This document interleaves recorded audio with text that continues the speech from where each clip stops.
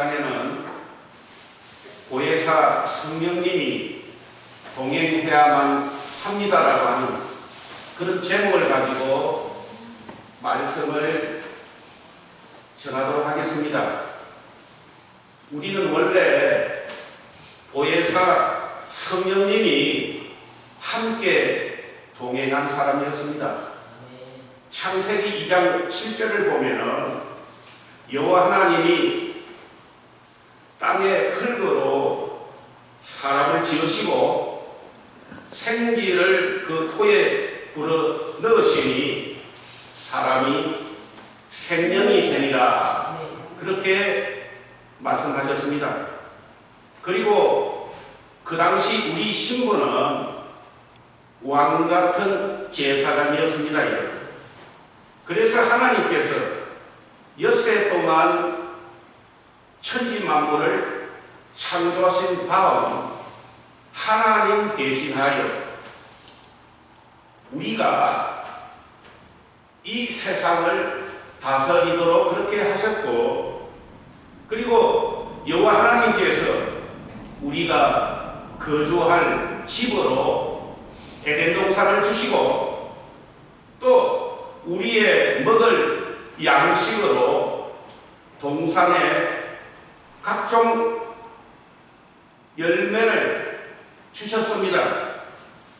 뿐만 아니라 우리가 날마다 하나님의 베풀어 주신 그 은혜를 기억하며 살도록 생명같이 소중한 말씀을 주셨습니다. 창세기 2장 16절로 17절을 보면 여호와 하나님이 그 사람에게 명하여 이르시되 동산 각종 나무의 열매는 너가 임의로 먹되 선악을 알게 하는 나무의 열매는 먹지 말라. 너가 먹는 날에는 반드시 죽으리라. 그렇게 말씀하셨습니다. 그런데 우리의 조상되는 하와가 뱀의 유혹을 받아 생명같이 소중한 하나님의 말씀을 어겨 선악과를 따먹고 범죄함으로 하나님과 맺은 언약의 관계가 깨어져 버린 것입니다. 그러자 우리와 함께 계셨던 성령님이 우리 곁을 떠나게 되었고, 우리의 신분이 왕 같은 제사장이었는데 그 제사장의 직분도 빼앗겨 버리게 되었고, 그리고 이제 하나님과는 전혀 상관없는 그런 사람으로 살게 되었고, 그리고 죗값에 팔려서 마귀의 종으로 살아가는 그런 처지가 되었다는 것입니다. 그렇지만 하나님은 그냥 그대로 두고 볼 수가 없었습니다. 왜냐하면 하나님과 구원받은 자녀들 사이에는 맺어진 사랑의 관계가 있는데, 그것은 세상 사람들로서는 도저히 이해할 수 없는 그런 관계로서 창세전 그리스도 안에서 맺어진 언약이라는 끈으로 이어져 왔기 때문인 것입니다. 그래서 그들을 원래 상태로 회복하려면 유월절 희생의 은장 대속제물이 필요한데, 그 대속제물이 되기 위하여 이 세상에 오시기를 주저하지 아니하시고 기꺼이 오셔서 우리의 희생의 대속제물이 되신 분이 바로 예수님이십니다. 그래서 마태복음 20장 17절로 19절을 보면은 예수님께서 예루살렘으로 올라가실 때에 12제자를 따로 데리시고 길에서 이르시되 보라 우리가 예루살렘으로 올라가노니 인자가 대제사장들과 서기관들에게 넘겨지기에 그들이 죽이기로 결의하고 이방인들에 넘겨주어 그를 조롱하며 채찍질하며 십자가에 못 박혀야 할 것이나 제3일에 살아나게 되리라. 그런 제자들로서는 도저히 이해할 수 없는 말씀을 주셨습니다. 제자들은 어쨌든 그 말씀이 무엇인지를 잘 깨닫지 못해서 그 말씀으로 절망하게 되었던 것입니다. 그때 예수님께서 제자들에게 주신 말씀이 바로 오늘 요한복음 16장 7절의 말씀입니다. 자, 같이 한번 읽어보겠습니다. 그러나 내가 너희에게 실상을 말하노니 내가 떠나가는 것이 너희에게 유익이라. 내가 떠나가지 아니하면 보혜사가 너희에게로 오시지 아니할 것이요 가면 내가 그를 너희에게로 보내리니. 자, 여기에서 보혜사라고 하는 그 말의 헬라어는 파라클레토스라는 그런 말입니다. 파라클레토스는 파라칼레오라고 하는 말에서 나온 말인데, 파라 이 말은 곁에, 칼레오는 바로 부른다라는 그런 말로서 보혜사라고 하는 것이 우리를 도와주기 위하여 곁에 오도록 부름받은 자라는 그런 뜻인 것입니다. 그렇게 보혜사 되시는 성령님께서 우리 곁에 다시 오심으로 우리는 예수 그리스도께서 이루어 놓으신 구속 사역과 왜 우리에게 복음이 필요한지를 알게 되어지는 믿음을 소유하게 된 것입니다. 그런데 우리가 믿음을 소유한 다음에 믿음의 눈으로 세상을 바라보면은 하나님께서 그 무엇보다도 중요하게 생각하는 것이 무엇이냐 하면 죄의 문제를 심각하게 다루고 있다는 사실입니다. 왜 하나님께서 죄의 문제를 심각하게 다루실까요, 여러분? 왜냐하면 죄라는 것은 단순히 그 한 사람만의 잘못된 그 선택의 행동의 결과로서 끝나는 그런 문제가 아니기 때문입니다. 죄라고 하는 것은 죄 지은 사람의 보다 근본적인 문제가 있는데 바로 하나님과의 관계가 깨어져서 성령님이 그 사람 곁을 떠나게 되므로 결국 죽음에 이르게 된다는 것입니다. 그리고 이제 성령님이 떠나게 되면 그 다음에 문제는 바로 뭐냐? 바로 죽음의 세력을 붙잡고 있는 공중의 권세 잡은 자 마귀가 그 죄 지은 사람을 자신의 노예로 삼게 되고 마귀의 나라를 확장시키는 군사로 이용하는 것이 바로 더욱 큰 문제라는 것입니다. 그런데 그것보다도 더 놀라운 사실은 바로 뭐냐?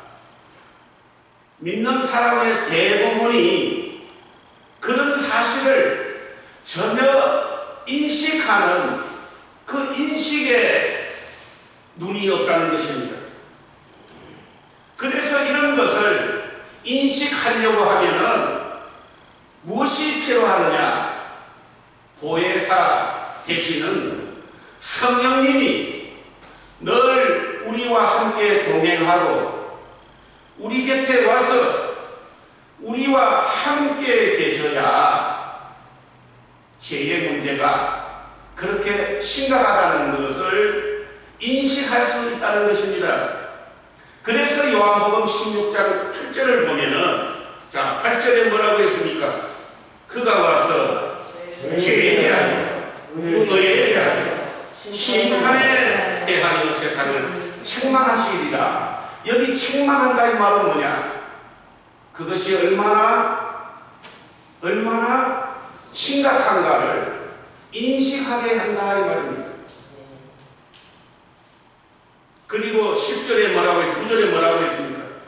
죄에 대하여라 하면 그들이 나를 믿지 아니하며, 의에 대하여라 하면 내가 아버지께로 가니 너희가 다시 나를 보지 못하니, 심판에 대하여라 하면 이 세상 임금이 심판을 받았습니다. 이렇게 우리가 무슨 말인지를 읽어보면 어떨 때는 아는 것 같고 또 어떨 때는 잘 이해가 되지 않는 이런 달성달성한 말씀을 우리가 접하게 됩니다. 그래서 이것을 좀 더 쉽게 설명을 듣고 이해를 하려고 하면은 성경에 나오는 인물 중에 하나님의 마음에 가장 합했던 사람, 정말로 하나님 앞에 믿음으로 살았던 다윗의 경우를 살펴보아야 오늘 성경이 말하는 이 사실을 이해할 수 있다는 것입니다. 자, 다윗은 목동이었을 때부터 이스라엘을 다스리는 왕이 될 때까지 한평생 하나님을 신뢰하는 그런 믿음으로 살았던 사람입니다. 다윗이 허랑방탕하게 살고 주색 잡기에 빠져서 인생을 탕진하다가 밧세바라고 하는 사건을 저지른 사람이 아니라는 것입니다.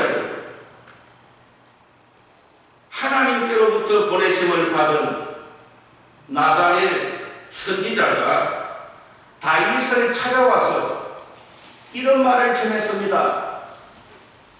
어떤 성읍에 두 사람이 살았는데 한 사람은 굉장히 부자라서 양과 소가 아주 많고 한 사람은 너무 가난하기 때문에 어린 암양 외에는 아무것도 없었답니다. 그는 그 암양을 자기 딸처럼 여기면서 음식을 늘 함께 먹고 마시며 그 암양을 품 안에 품고 잠을 잤답니다. 그런데 어느 날 부자에게 손님이 찾아왔는데 부자는 자기 양이나 소 중에 한 마리 잡는 것이 너무나 아까워서 자기 것을 두고 그 가난한 사람의 양을 빼앗아 대접을 했답니다. 그 말을 듣자 다윗은 그 부자에 대하여 분노하며 나단에게 말했습니다. 뭐라고 말했느냐? 여호와의 살아계심을 두고 맹세하노니 이 일을 행한 그 사람은 마땅히 죽을 자라. 그렇게 말을 하자 나단 선지자는 바로 그 사람이 다름이 아니라 당신이다. 그렇게 말을 하자 다윗은 그 말을 듣고 너무 놀라 시편 51편의 말씀을 기록했습니다. 시편 51편 1절로 4절을 보면은 하나님이여 주의 인자를 따라 내게 은혜를 베푸시며 주의 많은 긍휼을 따라 내 죄악을 지워주소서. 나의 죄악을 맑게 씻으시며 나의 죄를 깨끗이 제하소서. 물은 나는 내 죄가를 아오니 내 죄가 항상 내 앞에 있나이다. 내가 주께만 범죄하여 주의 목전에 악을 행하여 싸우니 주께서 말씀하실 때에 의로우시다 하고 주께서 심판하실 때에 순전하시다 하리이다. 이렇게 하나님 앞에 고백을 했습니다. 다윗이 고백한 오늘 시편 51편 1절로 4절을 보면은 다윗은 죄와 관련된 그런 말들을 반복해서 고백했는데 1절에는 죄악이라는 말로, 2절에는 죄악과 죄라는 말로, 3절에는 죄가와 죄라는 말로, 4절에는 범죄와 악을 행하여 싸우니 그런 말이 나온다는 것입니다. 그런데 1절과 2절에 나오는 죄악이라고 하는 것은 무슨 말이냐? 죄악이라고 하는 것은 반역이요, 침범이라는 그런 뜻입니다. 그러니까 하나님의 권위를 반역하고 하나님의 영역에 침범하는 잘못된 행위가 바로 뭐냐? 죄악이라고 하는 것입니다. 여러분, 죄는 사람의 문제가 아니라 하나님의 영역에 우리 사람이 침범하는 그 반란이요, 침범이 바로 뭐라고요? 죄악이라는 사실을 여러분들은 알아야 됩니다. 내가 죄를 짓는다는 것은 단순히 내가 실수해서 죄를 짓는 문제가 아니라 우리를 창조하신 하나님, 그 하나님의 영역에 도전하는 것이 바로 뭐라고요? 죄라는 것을 여러분들이 오늘 다윗의 고백을 통하여 깨달아야 되는 것입니다. 다윗은 골리앗과 싸우러 나갈 때에 사울 왕이 다윗에게 군복을 입혀 주었지만 자신에게 맞지 않는다며 그걸 입지도 않고 싸우러 나갔고, 그의 손에는 골리앗과 더불어 싸울 수 있는 어떤 칼이나 창 한 자루조차도 없이 물매와 돌 5개만 가지고 싸웠는데 어떻게 되었습니까? 골리앗을 물리쳤습니다. 그리고 사울왕에게 쫓겨다닐 때도 그는 사울왕을 죽일 기회가 2번씩이나 있었지만은 하나님의 기름 부음 받은 왕을 마음대로 죽일 수 없다라고 생각하여 사울은 사울왕을 손대지 않았습니다. 심지어 다윗이 블레셋까지 피난 갔다가 미친 채 하며 돌아와서도 다윗은 뭐라고 고백했느냐? 하나님의 선하심을 맛보아 알지어다. 그렇게 고백을 할 정도로 다윗은 어떤 사람입니까? 믿음의 사람이요, 신앙의 사람이요. 여러분, 이런 사람은 어떤 사람입니까? 죄하고는 전혀 상관없는 그런 신실한 믿음의 사람이 아닙니까, 여러분? 예, 그렇죠. 그래서 다윗은 자신이 죄를 짓는 동안에 자기가 하나 잊어버린 것이 있는데 그것이 뭐냐? 자신이 근본 죄인이라고 하는 사실을 몰랐다는 것입니다, 여러분. 왜냐하면 자신의 어려움을 너무 지나치게 가시를 했고, 나는 어릴 때부터 모태부터 믿음을 가진 사람이야. 나는 항상 저녁에나 하나님 생각하면서 살아가는 사람이야. 자신의 어려움을 너무나 지나치게 가시했고 또 그런 어려움을 주신 그분이 바로 누구십니까? 자기에서 나온 것이 아니라 하나님의 은혜 아니겠습니까? 그런데 그것을 깨닫지 못하였다는 것입니다. 그것이 바로 뭐냐? 다윗으로 하여금 엄청난 실수를 하게 된 이유가 바로 거기에 있었다. 그것을 다윗은 깨닫게 되었다는 것입니다. 그래서 다윗은 시편 51편 3절에 뭐라고 했느냐? 나의 죄가 항상 내 앞에 있나이다. 또 5절에는 내가 죄악 중에서 출생하였으며 어머니가 죄 중에서 나를 잉태하였나이다. 그렇게 고백을 했다는 것입니다. 여러분, 사과나무가 나오는 것은 왜 사과나무가 나옵니까? 근본 그 나무가 사과나무이기 때문에 사과나무가 나오는 것입니다. 그렇죠? 무화과 나무가 나오는 것은 그 나무가 근본 뭡니까? 무화과 나무이기 때문에 그렇습니다. 다윗도 너무나 어렵게 인생을 살고 하나님에 대한 믿음으로 살다 보니까 자기가 까먹어버린 것이 있어요. 뭘 잊어버렸느냐? 자신의 근본이 죄인이라고 하는 사실을 잊어버렸다는 것입니다.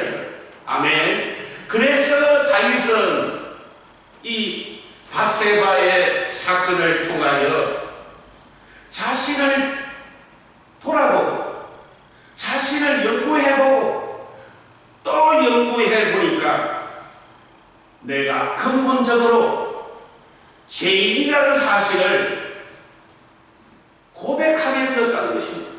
아멘. 다윗 자신이 조금만 선한 사람이었더라면 죄를 지을 때 느낌이 이상해야 되고 이러면 안 되는데 그런 생각을 해야 되는데 너무나 다윗이 자연스럽게 죄를 짓는 그런 모습에 놀랐다는 것입니다. 그런 죄를 짓는 것이 마치 숨을 쉬는 것이나 밥 먹는 것이나 그렇게 편안한 원초적인 본능에 가깝다는 것을 인정하면서 참회의 글을 쓰게 된 것입니다.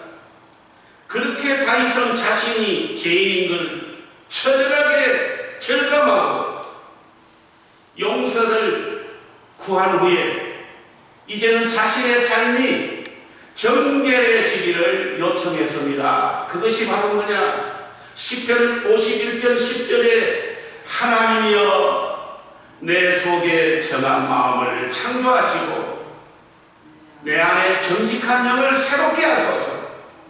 자, 다윗은 자신의 내면에 있는 마음을 정한 마음으로 정직한 영으로 고쳐주십시오. 그렇게 부탁하지 않았습니다. 어떻게 부탁했습니까? 창조해 주시고 새롭게 거듭나게 해달라고 간청을 했다는 것입니다. 여러분 고쳐달라는 것은 무슨 말입니까? 본래 있었던 것이 망가지거나 고장이 났을 때 또는 많이 마모가 되었을 때 복원되는 것이 바로 고쳐달라는 것입니다. 그러나 창조하는 것이나 새롭게 거듭나게 되는 것은 본래 없었던 것을 만들어내는 것이 바로 뭐냐? 바로 창조하는 것입니다. 그래서 다윗은 본래 자기 속에서는 없는 정한 마음이 없었고 정직한 영이 없었다는 것을 하나님 앞에 고백하는 것이 바로 시편 51편에 다윗이 쓴 참회의 시라는 것입니다. 그런데 다윗이 하나님께 범죄를 하고 난 다음에 그가 느낀 감정 감정은 마치 하나님으로부터 버림받은 그런 기분이었습니다. 구약시대에 성령은 특정한 사람에게 특정한 때에만 임했습니다. 다윗은 자신이 섬겼던 사울 왕으로부터 주의 성령이 떠났을 때 어떤 결과를 벌어지는가 너무나 잘 알고 있었습니다. 사울 왕에게 하나님의 영이 떠나자 사울 왕은 악령에게 사로잡혀 괴롭게 되고 번뇌했습니다. 그 모습을 지켜본 신하들이 사울 왕에게 뭐라고 했습니까? 왕이시여, 악령이 왕을 번뇌케 할 때 수금 잘 타는 사람을 데려다가 수금을 타게 되면 괜찮아질 것입니다. 그렇게 요청해서 그 요청에 의하여 온 사람이 바로 누굽니까? 바로 다윗입니다. 다윗은 악령으로 고통스러워하는 사울의 모습을 여러 번씩 보았습니다. 그리고 성령님이 사울 왕을 떠나 다윗과 함께하자 사울이 다윗을 두려워하기 시작을 했다는 것입니다. 사울 왕이 군사 3,000명을 데리고 다윗을 잡으려고 한 것은 그의 마음속에 무엇이 있었느냐? 두려움이 있었기 때문에 그렇습니다. 그런 사실을 아는 다윗이 자신에게도 그런 일이 일어날까 두려워서 시편 51편 11절에 뭐라고 고백했느냐? 나를 주의 앞에서 쫓아내지 마시고 주의 성령을 내게 거두지 말아달라고 요청을 했다고 합니다. 우리 사랑하는 성도 여러분, 우리 사람에게는 무엇이 가장 중요한지 압니까, 여러분? 성령님이 늘 우리와 동행해야 됩니다. 성령님은 우리가 잘못된 길로 가려고 할 때에 잘못된 길을 가지 못하도록 통제하는 그 장치가 바로 뭐냐? 바로 성령님입니다. 우리가 자동차를 보면 여러분, 자동차에는 브레이크가 있고 또 악셀이 있습니다. 악셀을 밟아서 내가 달릴 때에 그 자동차를 멈출 수 있는 것은 무엇입니까? 브레이크입니다. 그렇죠? 그렇기 때문에 우리 사람이 인생을 살아갈 때에 내가 악셀을 밟고 달려가는 것도 중요하지만 때로는 그 달려가는 멈출 수 있는 브레이크도 더 중요하다는 것입니다. 아멘. 그렇기 때문에 하나님은 우리에게 성령님을 주셨습니다. 성령님은 왜 우리에게 주셨느냐? 우리가 잘못된 길로 가려고 할 때에 그렇게 가면 안 된다. 그리고 하나님의 사람들이 충고할 때에 그 충고를 귀하게 받아들일 수 있는 그 힘이 바로 어디에서 나오느냐? 성령님으로부터 나오는 것입니다. 아멘. 그렇기 때문에 성령님이 없는 사람, 브레이크가 없는 사람은 어떻게 될까요? 아무리 그 사람에게 충고해 주어도 그 사람에게 알려주어도 들을까요? 안 들을까요? 안 듣게 된다는 것입니다. 우리 하나님이 우리에게 귀하게 여기는 것은 바로 뭐냐? 우리는 태생적으로 죄인입니다. 죄인이 아닌 사람은 한 사람도 없습니다. 우리가 이 자리에 나온 것은 죄인이기 때문에 이 자리에 나왔습니다. 그러나 하나님은 비록 우리가 죄인이지만 우리 하나님이 가장 기뻐하는 것은 뭐냐? 내가 스스로 죄인이라고 하는 사실을 늘 깨닫고 아버지 나는 죄인입니다. 아버지께서 나를 붙잡아 주지 아니하시면 내가 아무리 바른 길로 바르게 살려고 해도 할 수 없는 죄인이라는 것을 늘 깨닫고 늘 하나님 나를 붙잡아 주세요. 늘 나를 지켜 주세요. 그렇게 상한 마음을 가지고 늘 하나님이 나와 함께 동행해 주셔서 나와 함께 동행하면서 살기를 하나님이 원하신다는 것입니다. 아멘. 여러분 생각해 보십시오. 다윗이 얼마나 부자입니까? 다윗은 부족한 것이 없는 사람입니다. 그 주변에 여자들이 얼마나 많습니까? 여기도 여자, 저기도 여자 구덩이에서 살았습니다. 하나님이 그에게 필요하면 모든 것을 다 주었는데 왜 하필이면 남의 아내가 된 밧세바를 왜 빼앗아야 합니까, 여러분? 그것은 바로 뭐냐? 다윗의 마음속에 뭐가 고장났기 때문에 그렇습니다. 브레이크가 고장났기 때문에 그렇습니다. 그래서 다윗은 그 일로 인하여 얼마나 많은 아픔과 희생을 치르게 되었는가 하는 것은 여러분들이 사무엘하를 읽어보면 알게 될 것입니다. 우리가 생각할 때는 다윗은 정말로 믿음의 사람이라고 생각하지만, 그러나 다윗의 그런 실수로 말미암아 다윗은 그 이후에 한 번도 행복을 느끼지 못한 채 늘 사는 판으로 인생을 살게 되었다는 사실을 우리는 성경을 통해서 기억해야 됩니다. 아멘. 그렇기 때문에 오늘 예수님께서 우리에게 강조한 것은 바로 뭐냐? 내가 너에게 실상을 말하노니 내가 떠나가는 것이 너에게 유익이라. 왜? 내가 떠나가지 아니하면 보혜사가 너희에게 오시지를 아니할 것이요, 내가 가야 보혜사가 우리와 함께 동행하기 때문이다, 이 말입니다. 아멘. 그렇기 때문에 우리는 예수님의 보혈의 능력으로 우리는 항상 우리 마음속에 누가 계십니까? 보혜사 성령님을 힘입어서 살게 되었다는 것입니다. 아멘. 그것이 바로 하나님의 은혜요 축복이라는 것입니다. 여러분, 예수 믿고 내가 하나님으로부터 복을 받아서 잘 사는 것도 중요합니다. 복을 받는 것도 중요합니다.